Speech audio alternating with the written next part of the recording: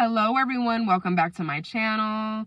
You guys, today I want to share with you about how family members are not going to support you. Okay, they're going to give you all these mixed signals about how they want to financially support you, mentally, emotionally support you. They're going to be there for you. That's just them trying to be nosy and in your business. Okay, because when you actually call on them, they're going to sow seeds of doubt into you. They don't really care what you have going on. They're not there to fix it. They're not there to help you. They're there to detour you off your path. Okay? Now, I'm going to share a story about, when I was getting ready to go back to college. A year prior, I had talked with my grandparents at a family reunion, how I was ready to go back, get my associate's degree, my license for, addictions. In the state I was living in, you could actually be licensed as an addictions counselor after 2 years. And it was really good benefits, and you would still absolutely be able to get your bachelor's degree and work on it while you're working full time. Now, they were like, that's awesome, Nicola, go and do that. We'll support you 100%. Anything you need, financially support, we're going to guide you. We'll help direct you. We're so proud of you. All that, okay? They had helped my brother and sister out with their semesters, paying for them to go to school certain semesters. They had helped cousins out for certain semesters. They've even given trips to anybody who graduated college in my family to wherever they wanted to go. And I mean wherever they wanted to go. I think my sister got like a 6-week tour of Europe. Okay, ran out of money in the first 2 weeks. Cause look, they didn't teach her how to use money. Called on them. They paid for everything. Not a problem. Like that. So I said, okay, cool. I had had an up and down relationship with my grandparents for years. I actually didn't really start a relationship with them until my mother passed away in 2017, because she was always talking for me, and there was no way that they were going to talk to me about anything without my mother, being overbearing and talking about me and gossiping all the time. So we didn't really have much of a relationship. So anyways, fast forward, I get surgery, a planned surgery in August, a month before school starts. And again, we agreed everything would be online at the school. It was easy to communicate with advisors, professors, let alone, you guys, the school was only like 7 minutes away if I had to go. Now, I wasn't able to walk for 3 months, and they were very understanding, perfectly fine with it. They were like, a lot of our students are online, not a big deal. I was going full time. Now, we start to get into the finances of everything, and, I got to call my grandparents for that help. And so it's like the weeks of school starting. I'd already talked to them the month before and let them know, once again, everything going on. And, hey, if I need help financially, can you guys help me? And they were like, absolutely. So here it is, the week school is starting. And I call, my advisor, and she's, going over it with financial aid. And then we're all on the phone. And they said, well, you're going to have to take out a loan. You only got approved for, it was like 2,000 something in financial aid. And I was like, oh man, is there a way we could work out a payment plan? And they were like, oh, absolutely. My boyfriend agreed to help pay $160 a month, where I just needed my grandparents to help me with my books, rent, everything, food, perfectly fine, paid for. So I call my grandparents, this week, that school's starting, and I say, listen, we've got everything worked out. I'm going to do it online. I need help with about $400 for my books, in a lab kit. My grandma goes, so what's this for again? I'm like, for school, to go back to college. She's like, well, how are you going to pay? I said, well, my boyfriend has helped, he's going to help make payments every month. Ooh, I don't know about that. What if that doesn't work? And I'm like, why would that not work? He works.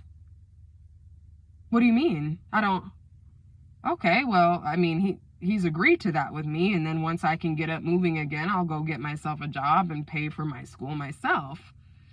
Everything had been figured out. I said, well, Grandma, all I'm really talking about right now is getting help with my books, which, that's going to be due this week. I'm not willing to take out any more loans. I'm not willing, I said, I just need your help with these books, Grandma. Well, I can help you with that, Nicola. I'm just not sure that, you're seeing how overwhelming this is. I said, okay, great. So let's call, let's call the library at the school, the bookstore, and get these books. And they were used books and I was renting them.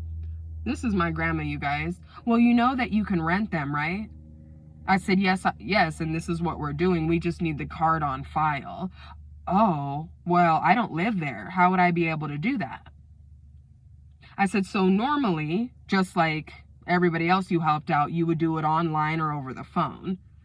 Oh, so I just call them? Yeah, or you could give me the card number and I will call them. Dead silence at that moment. And I mean, you could hear a pin drop. I said, Grandma? Well, I mean, I just feel really rushed. Why would you feel rushed? Well, I just didn't know you were going to school full time. Well, you know that I'm going to be, injured and in bed. All I have is time to go to school. I'm like, wait a minute, where is this coming from? What's happening right now? She was like, I think you should just go part-time, and that'll probably help with the finances where you don't have to pay that, $160 every month. I said, well, I don't know about that because, then my financial aid would be lowered because then it would be part-time. This is all based off full-time. Well, why don't you call the school, she says, and go part-time? I think that would be better for you and not so overwhelming. How do you not see how overwhelming this is? And I'm like, you know what, just to appease her because I really wanted to go back to school, I said, let me call them. Guys, I get off the phone and I go over it again with the part-time, with my financial aid, and everything. And of course it comes out to be almost like maybe $1,000 less. Plus I was out of state coming into this school. I had just moved to this area. So it was like an extra $1,400 I was paying. So they were like, well, I mean, in this case, if you want to go part-time, we would just suggest that you wait until the next year to go. And then you won't be out of state. That fee won't be there. You won't even have to make that payment anymore of like the $160 or whatever a month. I was like, yeah, you're right. Okay. Oh, I really want to go back. And they were like, I thought we had this figured out. And I'm like, yeah, my grandma thinks this is overwhelming. And they were like, oh, okay. Well, all she has to do is call the library, and, the bookstore and get, her card on file and she'll get that money. And I'm like, that's what I told her too. Get back on the phone with my grandmother. Guys, this is where it happens. My grandma goes, Nick, when we were just talking, your grandfather and I, we were discussing, what if you quit? Guys, I instantly felt, God, it was like my body was hyperventilating at that moment. I was like, what? Quit? I said, why would you say something like that? Oh, well, you've quit everything else that you've done. I was like, actually, no, I haven't. I don't know where you're getting this information from. Well, when you went to cosmetology school and you went and, you did this, you quit. I said, actually, no, I didn't. I worked.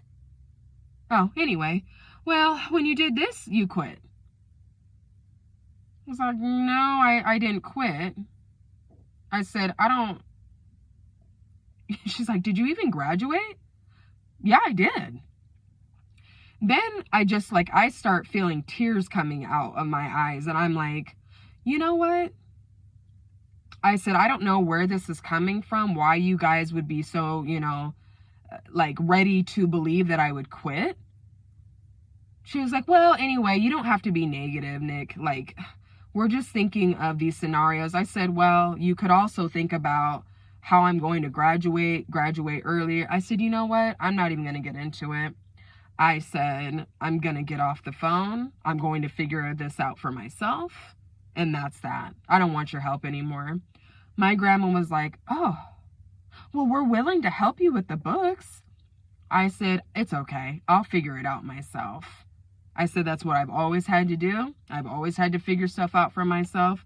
I said, I don't want to do this anymore. I said, I'm going to get off the phone.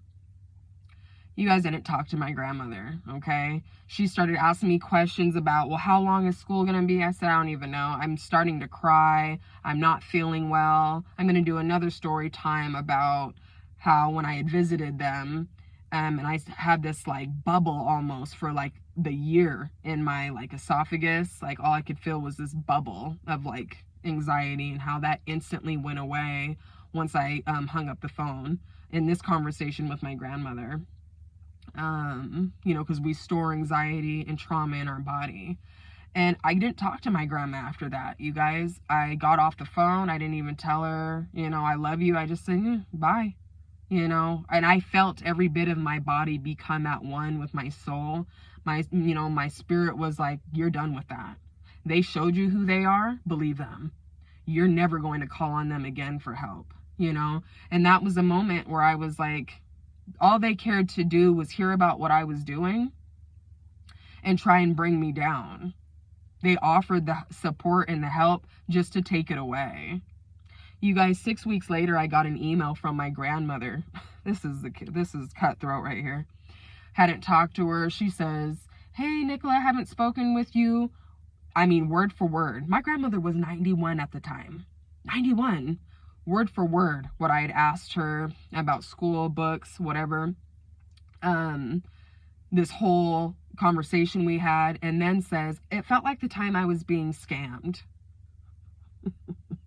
It felt like the time that they were on the phone with me and they told me to go to the store and get gift cards, and I had to put $1,000 on gift cards, and I better not tell anybody.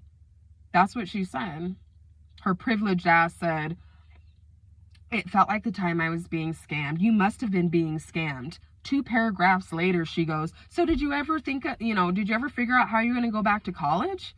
Did you ever get that situated? So what are you doing now? Please let us know. We'd love to hear about how you're doing. Please talk to us.